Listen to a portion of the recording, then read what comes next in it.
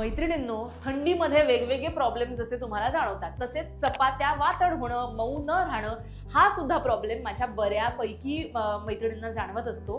तर या काळामध्ये कशा प्रकारे चपात्या आपण मऊ ठेवू शकतो हेच मी तुम्हाला सांगते।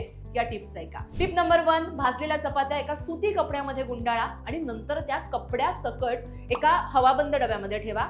कापड चपात्यांमधला जो मॉइश्चर आहे, ओलावा आहे, तो शोषून घेतो, चपात्या वातड होत नाही। नंबर 2, जर चपात्या फारच वातड होत असतील तर त्या तव्यावर भाजताना पाण्याचा हलका हात त्याच्यावरती मारा, त्यामुळे चपातीतील ओलावा टिकून राहील। नंबर 3, चपाती लाटताना तेलकट गोळ्यांसाठी मैद्याचा वापर करू नका, शक्यतो कोरड्या गव्हाच्या पिठाचाच वापर करा।